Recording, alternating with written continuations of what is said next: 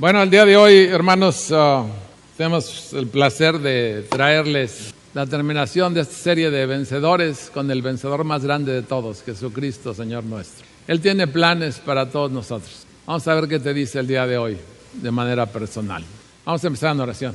Señor Dios Todopoderoso, agradecemos el poder estar aquí, el proclamar tu nombre, el poder tener la oportunidad de que tú, Señor, nos ministres de manera personal, de que tú, Señor, te encargues de hacer renacer nuestro amor, nuestro primer amor por ti nuevamente, de ver las cosas frescas como si no las hubiéramos oído antes. Te doy gracias, Señor, porque tu palabra tiene una intensidad que no puede compararse con ninguna y una promesa, Señor, que es única. Bendice, Señor, a cada uno de mis hermanos aquí, que el Santo Espíritu tuyo, Señor, nos abra las puertas de esa área que necesitamos involucrarnos más en ella. Te doy gracias, Señor, por tu palabra, que siempre nos lleva a toda verdad. Guárdanos en ti, en el nombre de Jesús. Amén. Así que, hermanos, estamos todos de acuerdo que el gran vencedor de todos los tiempos es Jesucristo, Señor nuestro.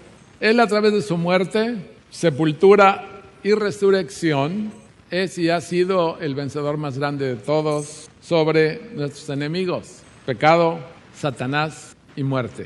Así que Jesús es el poderoso vencedor. Lo muy importante que necesitamos recordar que lo que Él hizo fue algo permanente, es una solución permanente para estos tres problemas. Este es el gran mensaje del Evangelio. Y este mensaje puede ser condensado en alguna manera por lo que dijo Pablo, que la paga del pecado es muerte, pero la dádiva, el regalo de Dios, es vida eterna en Jesucristo, Señor nuestro, como dice Romanos 6:23. De cualquier manera, si presentáramos esto de una forma simplista, puede ser que tengamos algunos problemas, porque no es nada simplista ni normal, ni ordinario. Este regalo de Dios tiene todo menos ordinario. La resurrección de Jesucristo representa un estrago épico que merece nuestra atención y nuestra gratitud eterna, porque nos involucra. Fíjense que en Hebreos 2, del 14 al 17, dice que es por esta razón que Jesucristo ha sido hecho en todo semejante a cada uno de nosotros, a sus hermanos, completamente humano en cada sentido. Yo creo que la mayoría de ustedes considero que conoce los elementos esenciales de las buenas nuevas de Dios. Pero imagínate que tú estuvieras oyendo estas buenas nuevas de Dios por primera vez hoy. Habiendo sido partícipes en esta iglesia del ministerio de la película de Jesús, aquí la llevamos a casi todos los pueblos cercanos y la pasábamos en plazas y en lugares públicos, en escuelas. Y esta película no más se exhibió aquí en Cabo, sino se exhibió en todo el mundo. Es una película hecha en 1979, según el Evangelio de Lucas. Y es una película que ha sido traducida a más idiomas que ninguna otra. Así que ha sido puesta en más de 100 países. Ha sido exhibida. Realmente la historia registra cientos de miles que han venido a aceptar a Jesucristo a través de este filme, que han sido atraídos a Cristo, vamos a decirlo así, a través de este mensaje que hay en esta película. Y voy a decirles que una de las cosas que se encuentra como característica, y a lo mejor algunos de ustedes se identifican con ella, es que la mayoría de los espectadores no te lo dicen, pero tienen un miedo serio a la muerte. Yo creo que aquí también hay algunos sentados conmigo que le tienen miedo a la muerte. Es algo normal, hermanos, no crean que no es algo anormal. De hecho, es algo normal. Pero cuando ven a esta película y ven a Jesucristo ser abusado por los soldados romanos, pues cualquier espectador se indigna. ¿Cómo es posible tanta injusticia? Al ver su sufrimiento, es imposible no pensar en que pues no tenía él ninguna razón de pasar por esta situación tan crítica. Pero cuando viene la crucifixión, ves con horror cómo Jesús es forzado a la cruz. Sufre esa agonía con cada marrazo que entra sobre su mano, esos clavos que se le hincaron por su iglesia. Y créeme, yo que vi la película más de 100 veces, porque yo sí creo que la vi más de 100 veces, su intenso sufrimiento y su muerte es casi difícil que cualquiera lo pueda presenciar sin alterarse, sin que su emotividad y su mente sean conmovidas. De hecho, no puedo resistir las lágrimas. Se te caen las lágrimas de ver una situación de este tipo. Pero en esa película enseguida viene la resurrección. Tú sabes, las mujeres intervienen, van a buscar el sepulcro, los ángeles. y se oyen las palabras que les dicen: ¿por qué buscáis al que vive entre los muertos? No está aquí porque ha resucitado. Y aparece Jesús mismo diciendo: la paz sea contigo. Jesús liberando a los que tienen miedo a la muerte. Realmente, déjenme decirles que yo, que he visto más de 300 gentes levantarse cuando se viene al final un mensaje para que quien quiera aceptar a Jesucristo se levante y lo proclame con sus labios y que oremos por él. A veces te hace increíble que el mensaje de Dios tenga una fuerza tan tremenda como esta. Y tú dices: ¿por qué la gente está tan alejada de Dios? Pero déjame decirte que hay cosas que Dios ha dejado con nosotros que son como una huella digital que no vemos. Algunos de nosotros que hemos oído varias veces la historia de la resurrección por casi toda una vida, 40 años, corremos el riesgo de olvidar qué tan maravilloso y lleno de gozo es el cambio de vida que tiene su historia. Cuando la historia de Dios viene a tu vida, tú tuviste un cambio severo que no podía darse de ninguna otra manera más que con la fuerza impresionante de Cristo en tu vida. Así que te pido que dejes en tu mente fresca su resurrección, porque esa resurrección es la respuesta de Dios a la muerte y es su dádiva eterna para cada uno de los que se consideren vencedores por su llamamiento y por su palabra. De acuerdo con la Biblia, y tú lo sabes, nuestro Creador es eterno, o sea, no tiene ni principio ni fin, como dice el Salmo 90:12. Desde el siglo y hasta el siglo, tú eres Dios. Él es el gran Rey eterno, inmortal, invisible, quien nos ha creado a su imagen. Y échense esta, llévensela en casa. Y dice la palabra en Eclesiastés que Él ha puesto eternidad en nuestros corazones. Y esa es la razón principal que la muerte genera tal temor en nuestra mente, porque en nuestro corazón tenemos eternidad, así que la muerte nos aterra. Dios puso eternidad en nuestro corazón. Cuando oímos de la muerte, esto nos genera mucho miedo. Sí, señores, porque hemos sido hechos para vivir para siempre. Así nos consideró Dios. Así que si tú estás en este caso de miedo a la muerte, no te descorazones porque no estás solo. Bienvenido al Club Quintito, un club grande. Porque ni aún entre los cristianos más sinceros, el temor a la muerte ha sido puesto en cada uno de manera instintiva. Hoy en día, tú sabes, hay esfuerzos desesperados para alargar o preservar la vida. No se oyeron los esfuerzos de un tal Pedro Thiel. Es un billonario que está atrás del PayPal, por si a veces usas PayPal. Y es el único inversionista foráneo del Facebook. Él ha declarado que tiene intenciones de vivir hasta los 120 años, por lo cual declara él que tiene un miedo tremendo para morirse, así que quiere posponer la muerte lo más que pueda, y para eso toma toda clase de hormonas de crecimiento que probablemente le causen cáncer, pero considera que el cáncer lo pueden resolver, pero la muerte no. Así que, como él, hay otros más, y hay ya movimientos específicos como el que se llama cryogenics, que es que te congelen todo.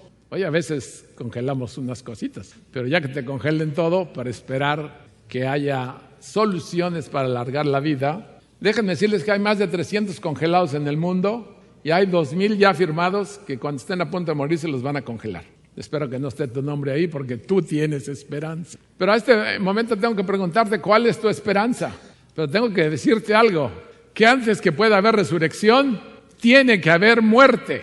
Aunque no queramos, mis hermanos. Pero la muerte no es el fin para todos aquellos que, como tú, has respondido a su llamado, un llamado que no se puede evitar. Todos aquellos que han proclamado a Jesús como su Salvador, ya que es por Él que tenemos la promesa de vida eterna, tenemos la esperanza viva de que la muerte no es el último capítulo de nuestra historia. Pero para vencer la muerte, ustedes saben, Jesús tuvo primero que experimentarla. La muerte de Jesús, que tomó como 6 horas, fue vista por cientos. Jesús no simplemente cayó en coma. Él estuvo tan muerto como un hombre muerto puede estar. Lo confirmaron en la misma cruz. Los romanos, que tenían tanta experiencia en ver gente muerta, ahí cuando no veían a la gente muerta les quebraban las piernas para que no pudieran hacer fuerza para respirar, porque la crucifixión hace que te asfixie. Cuando llegaron a Jesús, ya estaba muerto. Como decía la palabra, no le tuvieron que quebrar ni un. Así está escrito. De cualquier manera le clavaron la lanza y salió una gota de sangre, que es el signo. Si tú hubieses estado en Jerusalén en esos días, hubieses pensado que la sepultura era el fin de este caudillo, este líder que se pensaba que vino de Dios y que proclamaba que era de Dios. Fin de la historia, porque para nosotros la muerte es el fin de la historia de manera natural. Y debemos recordar que Jesús estuvo 3 días muerto antes de levantarse de entre los muertos. Y no vayan a pensar como hay algunas congregaciones medio desviadas de pensamiento que debían de ser 72 horas específicas. No es así. Él muere el viernes y el domingo a primera hora está conquistando la muerte. Déjenme decirles que pocos historiadores, niegan la existencia y muerte de un hombre en la historia llamado Jesús. Y la evidencia, su resurrección, es evidencia convincente, que muchos no quieren ver y que no pueden ver, porque esa no se puede ver a menos de que Jesús te quite la venda de los ojos. Lucas nos dice en Hechos 1:3 que después de haber padecido, Él se presentó vivo con muchas pruebas indubitables, o sea que no podían dudarse. ¿Cuáles son esas pruebas? Importante para nosotros entender esas pruebas porque nos van a permitirle darle asiento a nuestra lógica de algo razonable que es imposible, pero posible. Primero, ustedes se acuerdan cuando fue puesto en la sepultura, esa sepultura de rico que Mateo de Arimatea le regaló, fue enviado un contingente de soldados. Este contingente tenía 16 soldados romanos de los pretorianos. Estos se turnaban 4 para estar despiertos y los otros dormían o descansaban mientras, y siempre había gente despierta las 24 horas. Y fueron asignados a guardar la tumba de Jesús de día y de noche.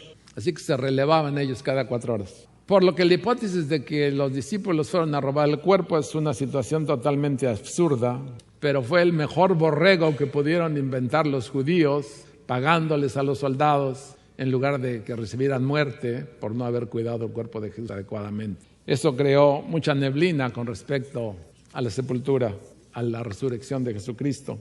Eso es lo que los judíos propagaron y creen hasta el día de hoy. Esa gran sepultura tenía un sello, por si querían prevenir si alguien quería abrirla. Aquí en México les ponen sellos de clausurados a las cosas y los rompen y entonces ya siguen haciendo lo que estaban haciendo.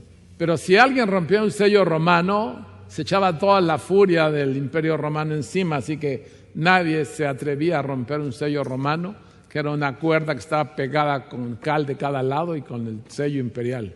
Así que eso tenía la piedra, aparte de su problemática de peso y físico de su tamaño. Si alguien iba a romperla, iba a incurrir en esa furia del emperador. Si hubieses estado tú ahí en Jerusalén, seguramente hubieses notado la gran piedra que cubría la tumba. El Evangelio de Marcos nos dice que esa piedra era muy grande. Como un grupo de discípulos miedosos, faltos de valentía y sin espíritu de pelea, pudieron quitar esa piedra, enfrentarse a los soldados. ¿O acaso serían las mujeres? Porque ya ves que las mujeres son bravas. Tampoco. Tanto así como para rodar la piedra y deshacerse de los guardas. Las críticas palidecen ante la evidencia. Hay un libro interesante sobre esto que dice ¿quién movió la piedra? Era un ateo el que lo escribió y cuando acabó de escribirlo se convirtió. La piedra pesaba como 2 toneladas, por lo cual las mujeres cuando llegaron allá se sorprendieron cuando la vieron desplazada y cuando vieron el sepulcro abierto.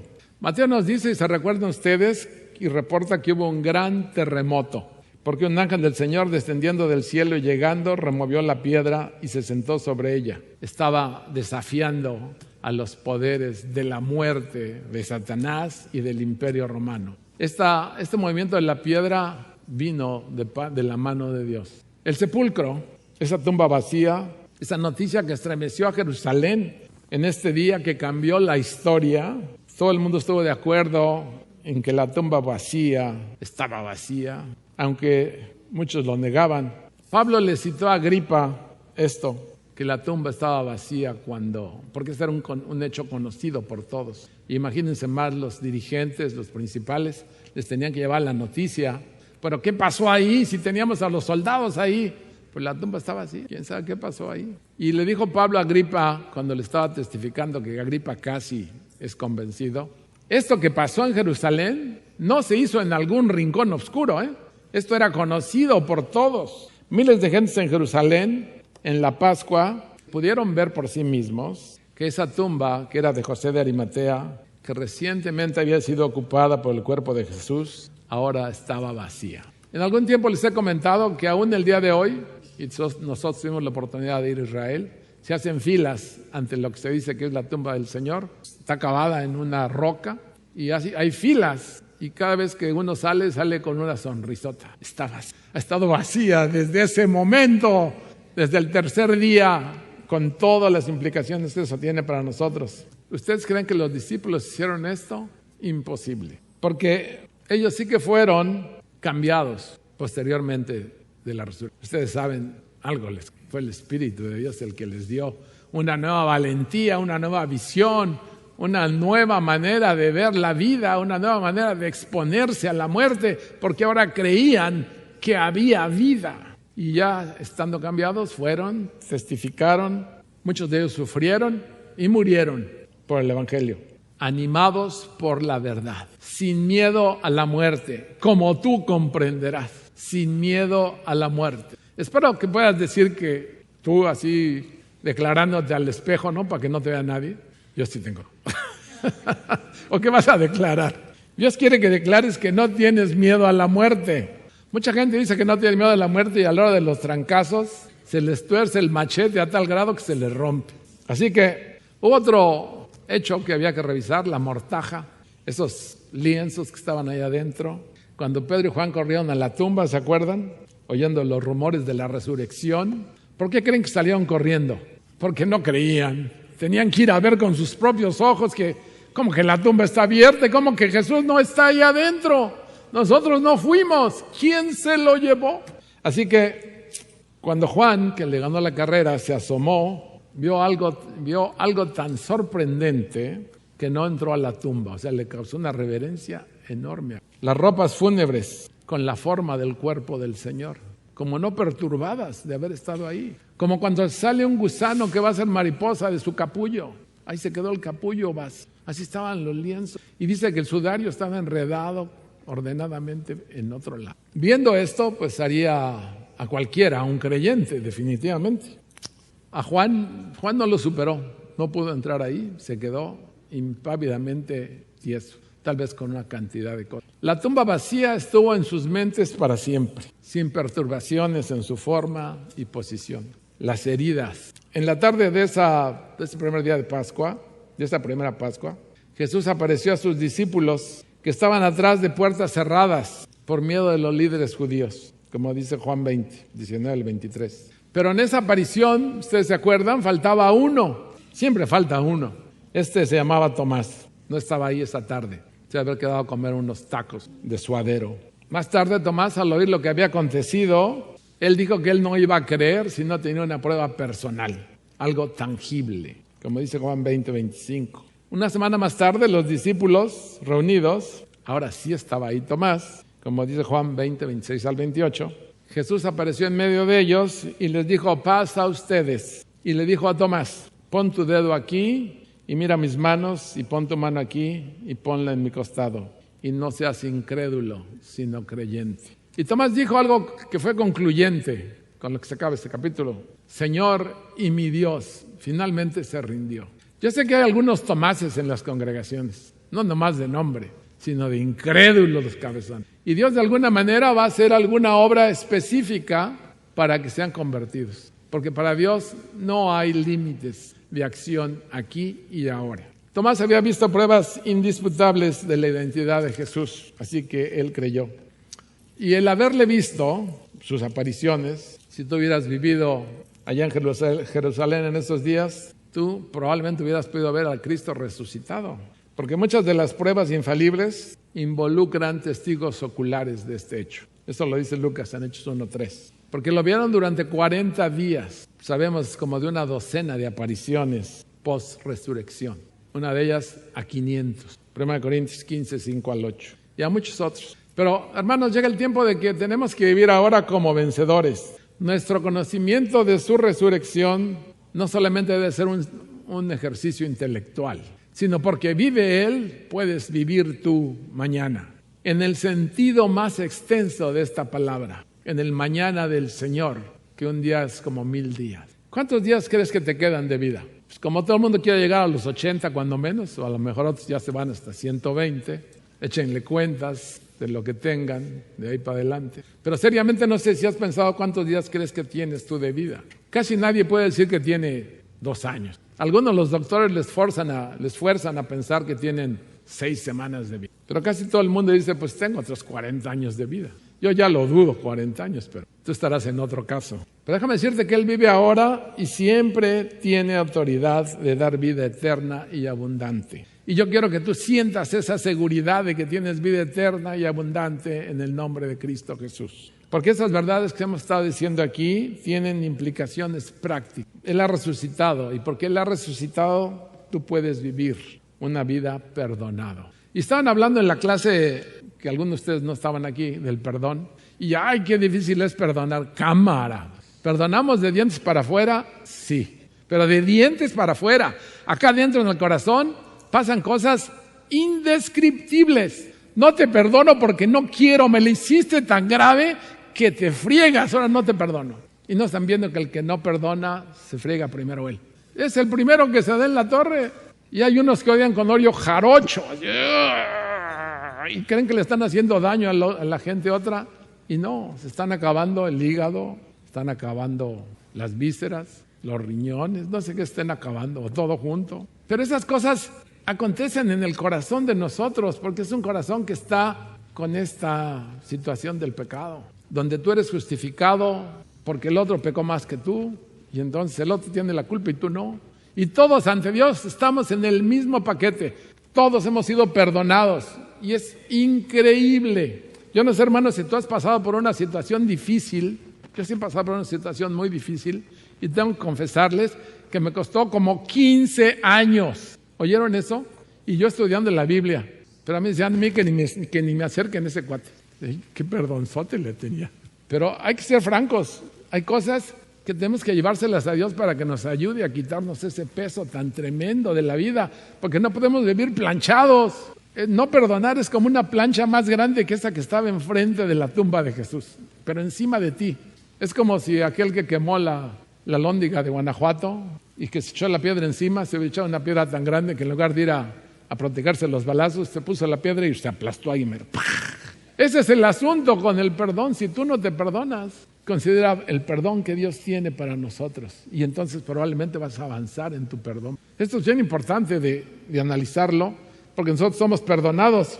Antes de la muerte en la cruz de Jesús, Jesús vio a sus discípulos tropezarse de un error a otro, culminando en la deserción de muchos salieron corriendo, y en la negación de Pedro. Pero de algún modo todos sus errores fueron tragados en la tumba vacía de Cristo. También los tuyos y los míos. Nuestros errores han sido tragados en la tumba. Ahí donde está la muerte, ahí fueron dejadas todas nuestras cosas, como ese asunto de Tomás. Y deseamos que Juan tomó sus palabras como punto climático de este evangelio. ¿Por qué? Cuando dijo Señor y mi Dios. Porque Jesús puede tomar tus fracasos y volverlos en hechos de fe y fidelidad. La Biblia tiene una frase maravillosa allá en Nehemías: y Dios volvió la maldición en bendición. Qué palabras tan tremendas, ¿eh? Solamente Él puede volver una maldición en una bendición. Y ese es el plan de Dios para nosotros. Debido a su resurrección, nuestro Señor puede hacer que todas las cosas que operan en mal para ti sean para bien y para su gloria. Así que pongan ustedes su confianza en la muerte y resurrección de Jesucristo y reciban completo perdón de su pecado, y Él también puede redimir tus errores. En 1 Juan 5:5 nos dice: ¿quién es el que vence al mundo? Sino el que cree que Jesús es el Hijo de Dios. Porque Él ha resucitado, tú puedes vivir una vida con significado. Porque Él ha resucitado, tú puedes vivir una vida con poder. Es el mensaje medular del libro de los Efesios, que termina con esa armadura a la cual hemos estado predicando cada semana. Esa armadura imaginaria, la cual te da la oportunidad de tener esa lucha contra las tinieblas. Pero es esa luz que emana de esa tumba vacía la que ilumina cada oración y cada palabra escrita por Pablo en su carta a los Efesios. que les voy a pedir que leamos. Efesios 1, versículos 18 al 20.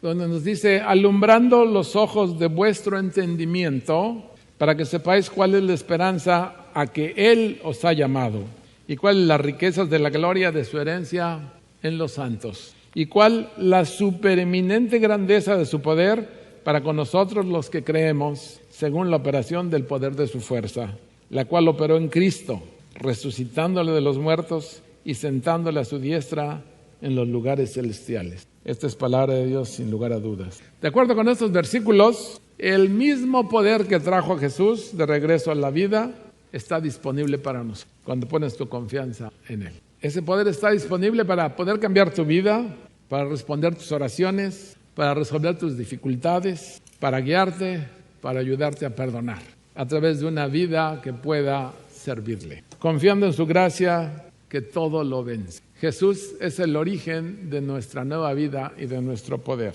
¿Qué aflicción debe sentir Jesús cuando nos ve caminando derrotados todo el tiempo o sin perdonar? Tragándonos nuestra autocompasión y tristeza, cayendo cabeza abajo en los hábitos pecaminosos pasados. Porque es un hecho, caemos más que levantamos y nos quedamos caídos cuando nos caemos, más tiempo del que deberíamos. Pero todo esto puede cambiar y debe cambiar, mis hermanos. Todos tenemos muchísimo trabajo por hacer. Cada día es muy valioso para los que seguimos a Cristo y Él te fortalece con su poder para que cumplas las tareas que Él tiene asignadas para ti. Porque vive Él, tú puedes vivir una vida eterna. Ya lo sabes, tu muerte no es el final. La Biblia nos dice en 1 Corintios 15, 20, el versículo 20, mas ahora Cristo ha resucitado de los muertos y ha sido hecho primicias de los que durmieron. La resurrección de nuestro Señor es la garantía que aquellos que ponen su confianza en Él también serán resucitados. Juan declaró en el 11, 25 y 26, yo soy la resurrección y la vida. El que cree en mí, aunque esté muerto, vivirá. Y todo aquel que vive y cree en mí, no morirá eternamente. ¿Crees esto? Amén. Así que tenemos, debido a su triunfo sobre la muerte y sobre el diablo, una esperanza concerniente al futuro. Yo he tenido la oportunidad de presidir 3 funerales de mi familia. Mi hermano menor que yo, y mis padres. Y mis sentimientos a la hora de estar presidiendo estos entierros, estos funerales, han sido de paz, porque he creído en el que nos ha dado eso. De hecho, Dios me ha dado palabras tales que los que estaban haciendo un hoyo para mi hermano se quedaron un rato y luego se acercaron y preguntaron más de Jesús. Y me dijeron así, nosotros hemos cavado cientos de hoyos de gente y hemos visto mucha gente llorando, desesperados, tristísimos a la hora que se va a su familia. Y ustedes no saben nada. Compártanos qué es lo que tienen, porque quisiéramos estar así cuando se muera alguien de nosotros. Esa es la esperanza que Cristo te pone. Una esperanza que ante los hechos tristes, reales, de pérdida, tú puedes estar en confianza, creyéndole la palabra de Dios, porque su palabra te da esta oportunidad de tener una esperanza diferente de los que no creen. Así que con Él siempre hay esperanza para el desconsuelo, para la pérdida. ¿Y te imaginas qué gozo sería ver a alguien vivo? Pues los vas a ver, allá están con Él. Todos los que han creído con Él, aparte de ver a Jesucristo, van a estar vivos y los vas a ver. Seguro que eso es lo que hubiera sentido si hubiera estado en ese primer domingo de resurrección en Jerusalén, donde veías a Jesús resucitado, el que ha conquistado la muerte. Algo inimaginable, pero no se puede negar. Jesús venció a aquel que tiene el poder de la muerte, a Satanás, y nos liberó de nuestro miedo a la muerte, porque esa eternidad que Él ha puesto en nuestros corazones ahora le ha dado forma, realidad y acceso a la vida eterna en el nombre de Jesús, Señor nuestro. ¿Y cómo puedes corroborar eso? A partir de cómo piensas ahora, a partir de cómo procesas ahora, a partir de cómo vives ahora, a partir de lo que tú tienes como prioridades. Así puedes comprobar que tienes acceso a la vida eterna. Nadie te tiene que convencer de eso más que el Espíritu Santo. Así que para despedirnos, diríamos como dice 1 Corintios 15, 57, más gracias sean dadas a Dios que nos da la victoria por medio de nuestro Señor Jesucristo. Yo he visto muchas gentes venir a Jesucristo y vivir en victoria, de lugares impresionantes, imposibles de salir adelante, a menos de que Él les haya dado el poder y que estén convencidos del perdón Yo tuve una gente muy cercana que trabajó para mí, que había matado a alguien en el macizo continental, ahora que es tan común que maten tanta gente. Y yo le hablé muchas veces de Jesucristo, y él, por no sentirse perdonado, nunca quiso venir a la iglesia. Así que tú eres un afortunado de que te sientas, porque ninguno merecemos el perdón, independientemente de lo que hayamos hecho. No merecemos el perdón, es una dádiva de Dios impresionante, inaccesible si no es por Él. Una dádiva que es otorgada a nosotros por la divina gracia del Señor en Cristo Jesús, Señor. Sean benditos y que la frescura de su resurrección les permita retomar el camino, retomar su primer amor, regresar de donde están, alcanzar el perdón, perdonar a otros o regenerar cualquier situación en la que estés involucrado. En Dios todo se puede, porque tiene planes permanentes y eternos. Vamos a prepararnos para recibir la cena del Señor ante esta palabra magnífica de esperanza. Señor Dios Todopoderoso, en esta mañana pedimos que tú bendigas tu palabra primero en la vida de cada uno de nosotros. Tu Espíritu la lleve a nuestra mente y corazón y que veamos nos cambia ante nuestro asombro. Y pedimos que saques este pan y este producto de la vid, de su hecho, de su uso cotidiano, y lo pongas dispuesto ahora para celebrar. Te damos gracias por lo que aquí, Señor, y la oportunidad que tenemos de acercarnos a ti y confesar nuestro pecado, recibir tu y esa frescura de palabra. Damos gracias por cada uno de los hermanos que están aquí y pedimos que juntos, bendecidos en nombre de Cristo Jesús.